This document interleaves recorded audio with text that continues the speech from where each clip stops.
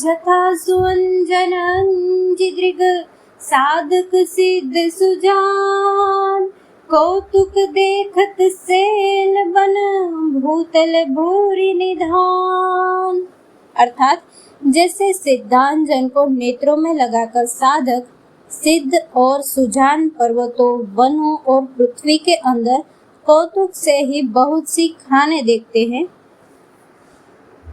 गुरुपद रज मृदु मंजुल अंजन, नयन अमिय दृग दोष विभंजन, तेहि कर बिमल विवेक विलोचन, वरनौ राम चरित भव मोचन।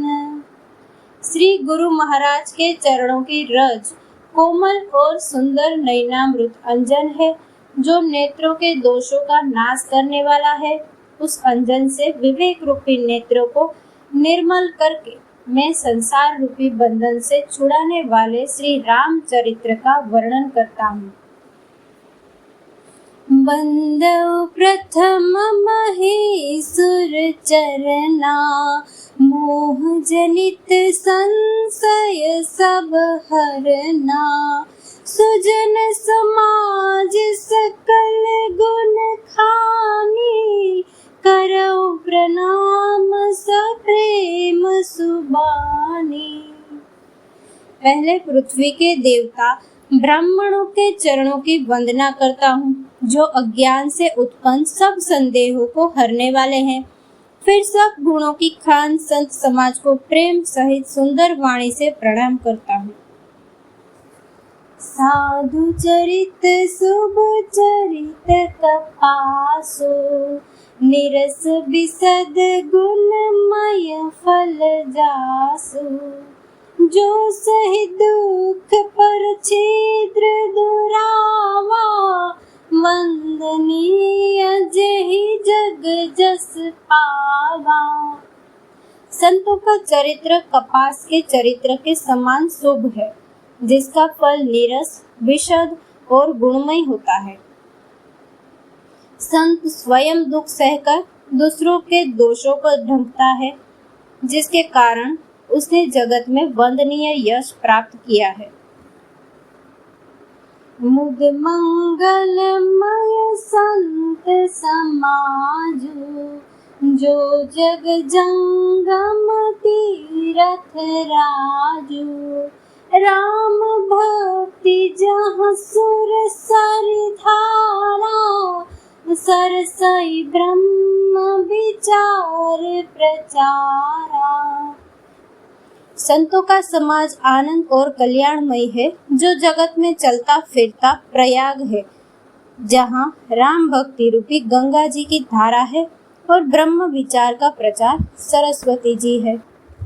विधि निषेधमय कलिमल हरणी, कर्म कथार विनंदनी बरनी, हरि हर कथा विराजति बेनी, सुनत सकल मुद मंगल देनी। विधि और निषेध रूपी कर्मों की कथा कलयुग के पापों को हरने वाली सूर्य तनया यमुना जी है, और भगवान विष्णु और शंकर जी की कथाएं त्रिवेणी रूप से सुशोभित है, जो सुनते ही सब आनंद और कल्याणों को देने वाली है। बटु विश्वास अचल निज धर्मा, तीर्थ राज समाज सुकर्मा, सब ही सुलभ सब दिन सब देसा, सेवत सादर समन कलेशा। अपने धर्म में जो अटल विश्वास है वह अक्षय वट है, और शुभ कर्म ही उस तीर्थराज का समाज है। वह सब देशों में सब समय सभी को सहज ही में प्राप्त हो सकता है, और आदर पूर्वक सेवन करने से क्लेशों को नष्ट करने वाला है। अकथ अलौकिक तीरथ राओ, देह मध्य फल प्रगट प्रभाव। वह तीर्थराज अलौकिक और अकथनीय है एवं तत्काल फल देने वाला है। उसका प्रभाव प्रत्यक्ष है। सुनि समुझहि जन मुदित मन, मज्जहि अति अनुराग। लहहि चारि फल अछत तनु, साधु समाज प्रयाग। जो मनुष्य इस संत समाज रूपी तीर्थराज का प्रभाव प्रसन्न मन से सुनते और समझते हैं और फिर अत्यंत प्रेम पूर्वक इसमें गोते लगाते हैं, वे इस शरीर के रहते ही धर्म अर्थ काम मोक्ष चारों फल पा जाते हैं। मज्जन फल पेखिय तत्काला, काक होहि पिक बकउ मराला। सुनिया चरज करे जनि कोई, सत्संगति महिमा नहीं गोई। इस तीर्थराज में स्नान का फल तत्काल ऐसा देखने में आता है कि कौवे कोयल बन जाते हैं और बगुले हंस। यह सुनकर कोई आश्चर्य न करे, क्योंकि सत्संग की महिमा छिपी नहीं है। वाल्मीक नारद घट जोनी, निज निज मुख निकहि निज होनी।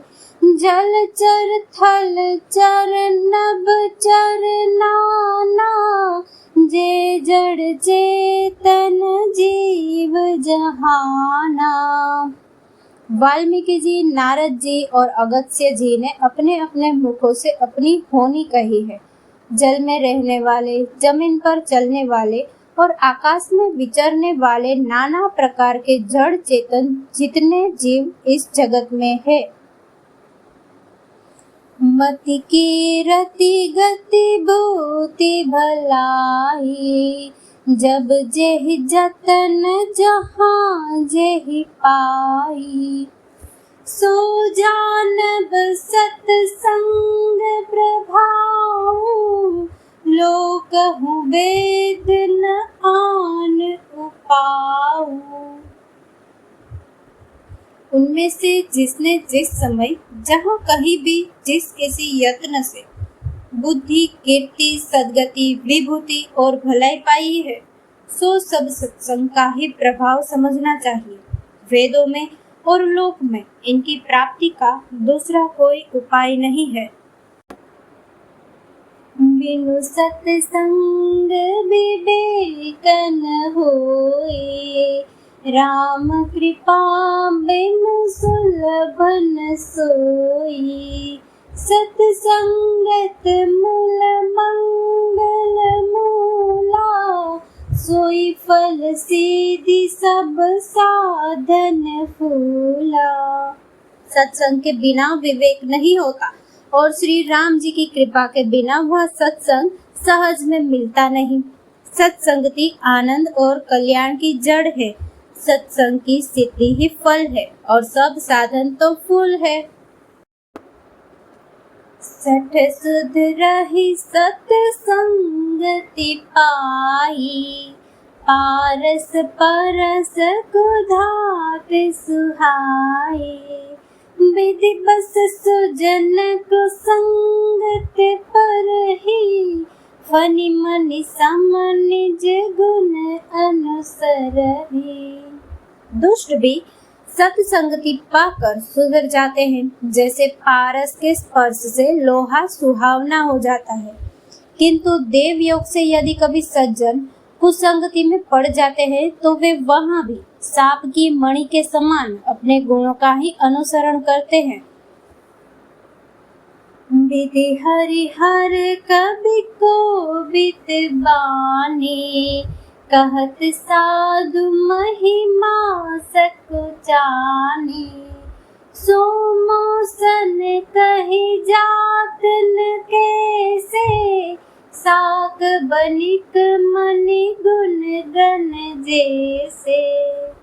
ब्रह्मा, विष्णु, शिव, कवि और पंडितों की वाणी भी संत महिमा का वर्णन करने में सकुचाती है, वह मुझसे किस प्रकार नहीं कही जाती। जैसे साग तरकारी बेचने वाले से मणियों के गुण समूह नहीं कहे जा सकते,